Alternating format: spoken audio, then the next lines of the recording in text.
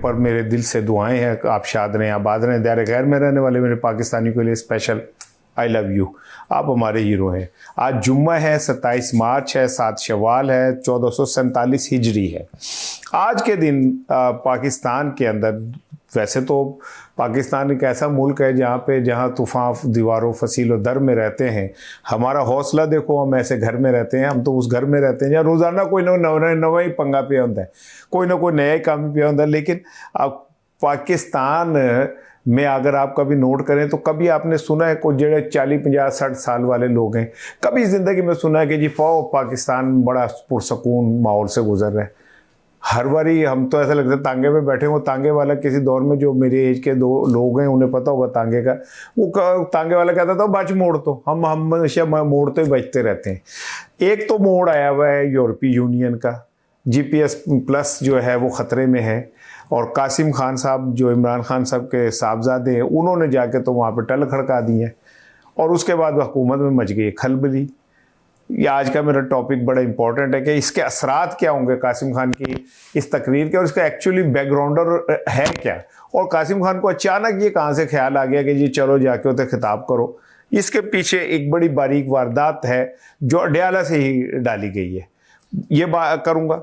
दूसरी इंपॉर्टेंट चीज़ जो है वो ये कि आज PTI का बड़ा D-Day है, और आज के दिन से वो एक तहरीक का ऐलान करने जा रहे हैं।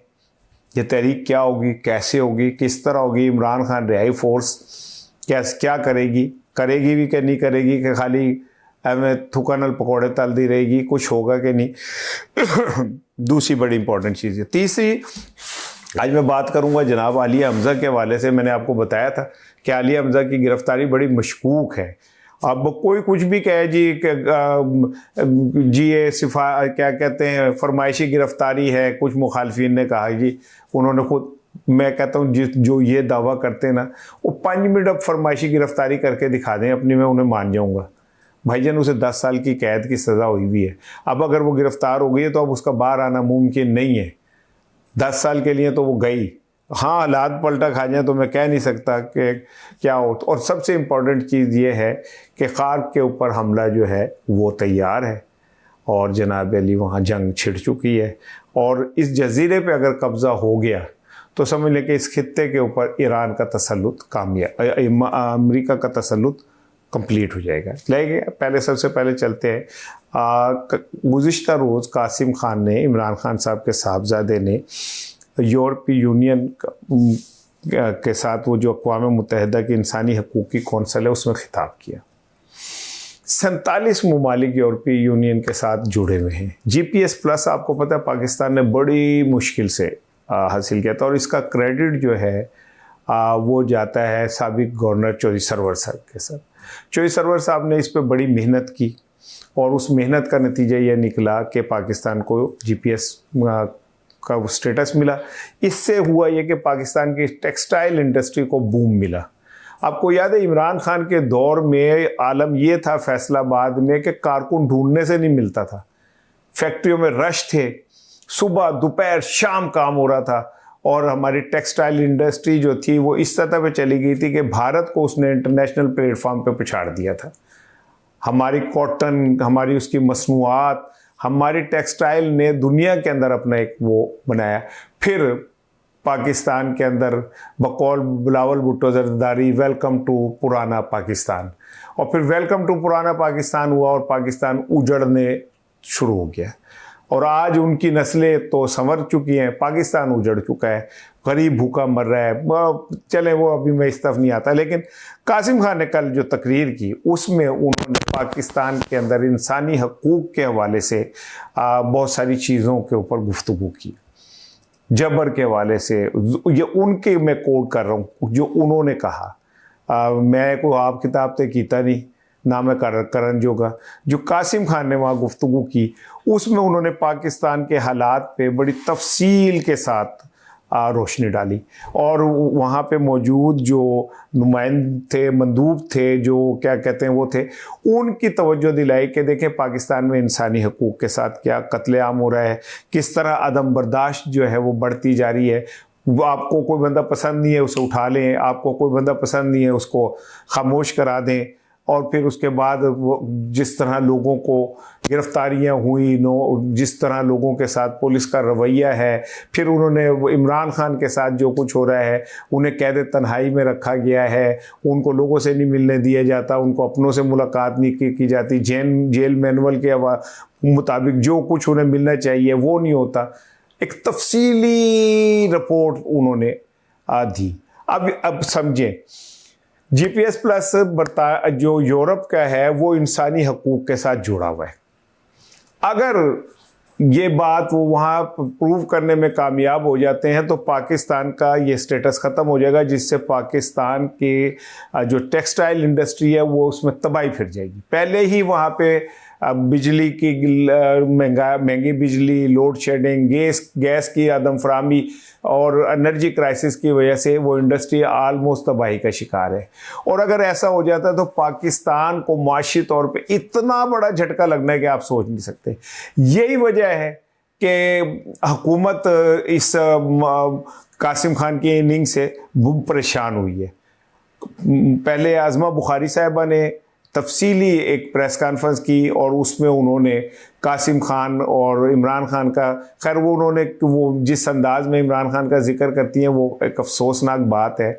इमरान खान से सियासी इख्तिलाफ होना अपनी जगह पे, लेकिन उसके सियासी कद पे तो कोई दुनिया की ताकत उंगली नहीं उठा सकती। इस टाइम वो दुनिया का जो टॉप 5 लोग हैं मोस्ट इन्फ्लुएंशियल, उनमें वो एक शामिल है। और पाकिस्तान के अंदर उसकी मकबूलियत इस लेवल पे है कि आज तक हिस्ट्री में इतना मकबूल लीडर पाकिस्तान को कभी नहीं मिला। यानी कि जो वाशिंगटन पोस्ट की एक आर्टिकल था उसमें का जिंदा मुर्दा, असली नकली, ख्याली, कोई भी बंदा, औरत मर्द, जो मर्जी कर लें, आज तक इमरान खान से ज़्यादा शोहरत किसी को नहीं मिली पाकिस्तान में। बल्कि दुनिया के अगर इस वक्त रैंकिंग देखी जाए तो इमरान खान की पॉजिटिव शोहरत जो है वो दुनिया के किसी भी बड़े लीडर से ज़्यादा। उसके लिए तू तड़ाक करके बोलना और वो यूँ था ज़रा थोड़ा सा मेरा ख्याल है कि इस पर रख रखाव रखना चाहिए। ये ऐसे ही है जैसे PTI वाले जो है नवाज शरीफ साहब के लिए, नवाज शरीफ तो तू ऐसा है, नवाज शरीफ तू ऐसा है, या मरियम तू ऐसी, एक बुरी बात है। तो इमरान खान का तो कद भी इतना बड़ा है कि ये जो लोग बात कर रहे हैं आम हालात में तो ये शायद इमरान खान से मुलाकात भी ना कर सके। एनीवे वो उनका वो जाने, मेरा तो काम है भाई साडा काम में टल खड़का देना, चंगी गल कह देना, कुछ मन्ने ना मन्ने। लेकिन बहरहाल अक़वाम मुत्तहिदा में आपको पता है कि वो यूरोपीय यूनियन ऑलरेडी इंतखाबात के हवाले से जो रिपोर्ट बना के गई है वो अब पब्लिश नहीं हुई अभी तक, क्योंकि यूरोपीय यूनियन के ऑब्जर्वर्स का ये कहना था कि इंतखाबात में छोटे पैमाने पे नहीं, बहुत बड़े पैमाने पे धांधली हुई है। अभी वो रिपोर्ट भी उनके पास सेफ है। आपको याद होगा कि अमेरिकी कांग्रेस के अंदर 90% अक्सरियत के साथ कांग्रेसमैन ने पाकिस्तान के जुडिशरी और बाकी निज़ाम के ऊपर उंगलियां उठाई और इंसानी हकूक़ के हवाले से गुफ्तगू की। मैं अपने पाकिस्तान के साथ खड़ा हूँ, मैं पाकिस्तान की अलग खुशहाली के साथ खड़ा हूँ। लेकिन अगर हम किसी को बुरा कहते, पहले ज़रा अपनी मंजी थले डांग फेर ली है तो ज़्यादा बेहतर नहीं। आलिया हमज़ा की गिरफ्तारी को अब आलमोस्ट 48 घंटे हो गए और आलिया हमज़ा का ये नहीं पता चल रहा कि क्या हुआ उनके साथ, कैसे हुआ उनके साथ, कौन क्या सर्च वारंट थे। जो उनके इर्द गिर्द के घर वाले हैं डिफेंस के अंदर, जो और घर हैं, उनसे लोग CCTV की फुटेज मांग रहे हैं। वो इतने खौफजदा हैं कि वो फुटेज देने के ऊपर तैयार नहीं है। वो कहते साढ़े को है कोई नहीं, एडे अमीर लोग और कैमरे नहीं लगे हुए, ये कैसे मुमकिन हो सकता है भाई?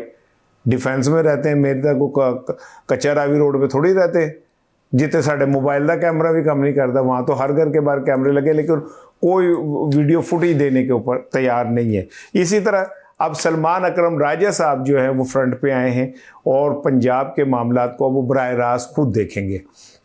ज़ाहिर है आलिया हमज़ा का जो एक वैक्यूम बना है, खला बना है, वो इतना आसान नहीं है उसे फिल करना, लेकिन इसके बावजूद भी ज़ाहिर अब कुछ ना कुछ तो करने हैं। क्योंकि आज जब आप ये मेरा व्लॉग देख रहे होंगे तो पेशावर इंटरचेंज के ऊपर अरकान असम्बली इकट्ठे होने शुरू हो गए होंगे। पूरे पाकिस्तान के अरकान असम्बली आज इकट्ठे होंगे और आज से तहरीक का ऐलान हो जाएगा। आज से पूरे पाकिस्तान में तहरीक का ऐलान हो जाएगा। यही खौफ है जिसकी वजह से पंजाब में रास्ता रोकने के लिए अली हमजा को गिरफ्तार किया गया। लेकिन पहले मरहले में केपी के अंदर एहतिजाजी कैंपों का जाल लगेगा। ये कितना कामयाब होता है मुझे नहीं पता, कौन कौन बैठता है मुझे नहीं पता, लेकिन केपी जड़ा बैठेगा वो बैठ सकता है, उन्हें को पुलिस नहीं चुक के ले जा सकती। हाँ, मेरा ख्याल है सुहेल आफरीदी प्लान ये कर रहे हैं कि कैंप ऐसे लगे कि ट्रैफिक ना खलल हो, कोई चोर ना हो, ताकि उन पर कोई और प्रेशर ना आए। लेकिन दूसरा मरहला पंजाब था जहां पे ये सारा कुछ होना है। लेकिन अली हमजा की गिरफ्तारी के बाद अब देखते हैं कि पंजाब में क्या प्लान करती है पीटीआई, क्या नहीं करती। और पंजाब हुकूमत तो पहले से ही तैयार है, डंडा सोटा उन्हें फड़े हैं, उन्हें तो पहले ही है, ये काम नहीं शुरू है, पिंड वैसे नहीं थे, वो चक्के तैयार हो गए थे। सो पीटीआई पंजाब में फहरिस्तें बन गई हैं, वर्कर की फहरिस्तें बन गई हैं। जो क्रोनिक किस्म के वर्कर हैं वो घरों से भाग चुके हैं क्योंकि उन्हें पता है कि राती पुलिस आ सकती है। बहुत सारे लोग जो हैं वो अपने घर छोड़ के इधर उधर हो चुके हैं, पुलिस ने सूंघना शुरू कर दिया हुआ है। तो पंजाब में आने वाले दिनों के अंदर आप एक क्रैकडाउन जो है वो देखने जा रहे हैं। और ये क्रैकडाउन क्या कहते हैं, इसमें गिरफ्तारियां, पुराने पर्चे, ये वो सारा कुछ निकलेगा। अब जाते जाते सुन लें सर कि जो मुझे खदशा था, जो मैंने किसी दौर में आपको पहले भी खदशे का इजहार किया था कि ये जो खित्ता है ये एक बड़ी जंग की तरफ जा रहा है।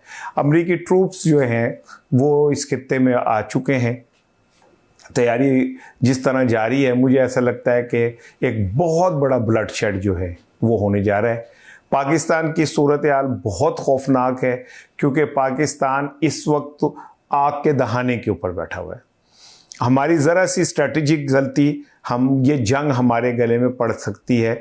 यही इस वक्त, अब मुझे इस सियासी हुकूमत से तो कोई खैर वो नहीं है, लेकिन ये कि ये मरहला ऐसा है कि पाकिस्तान के लिए ये एक ज़रा सी लर्जिश इतना बड़ा नुकसान का सबब बन सकती है। अल्लाह माफ़ करे, अल्लाह माफ़ करे। मुझे हर हाल में अपने वतन से मोहब्बत है। मैं अपने वतन के साथ खड़ा हूँ। अपने तमाम तर इख्तलाफात, एहतिजाज के बावजूद मैं इस मुल्क की सलामती चाहता हूँ। और मैं ये चाहता हूँ कि इस मरहले के ऊपर कोई ऐसा इक़दाम ना हो, कोई ऐसा हम गलत फैसला ना कर दें जिससे ये जंग हमारे गले पड़ जाए। क्योंकि ईरान ये बात कह चुका है कि जो लोग ये चाहते हैं कि मेरा उनके साथ फड्डा ना हो, वो अमेरिका पर से हाथ उठा ले। और आलम यह है कि इस टाइम खलीजी ममालिक अमेरिका की ज़र खरीद गुलाम लौंडिया बन के उसके पीछे फिर रहे हैं। और डोनाल्ड ट्रंप जो है वो अपनी बका की जंग लड़ रहा है। एक तब उसे वो ईरान की 160 बच्चियां जिनको बम मार के उसने कत्ल किया वो नज़र आती हैं। एक तब एप्स्टेन फाइल की वो छोटी छोटी बच्चियां जिनके साथ रेप किए गए, जिनके साथ ज्यादतियां की गई, जिनके साथ घिनौना शैतानी खेल खेले गए, वो नज़र आ रही हैं। मेरा ये यकीन है, मेरा अपने अल्लाह पे भी यकीन है कि अल्लाह ताला जालिमों को दुनिया में भी जलील करता है, आखिरत में तो जलालत उनके लिखी हुई है। और ईरानी क़यादत जिस तरह अपनी पैरों पे खड़ी होकर मुकाबला कर रही है, वो बात, ये बात समझ लें कि ठीक है, जल्द बदेर हो सकता है खाक पे कब्जा हो जाए, कुवैत की ख्वाहिश पूरी हो जाए। मुस्लिम ममालिक, ये हिस्ट्री में लिखा जाएगा कि जब यहूदी और ईसाई मिलकर एक मुसलमान मुल्क को तबाह कर रहे थे तो उनके पीछे मुसलमान मुल्क उन्हें पैसे भी दे रहे थे, असला भी दे रहे थे, उन्हें हर तरह की सपोर्ट दे रहे थे।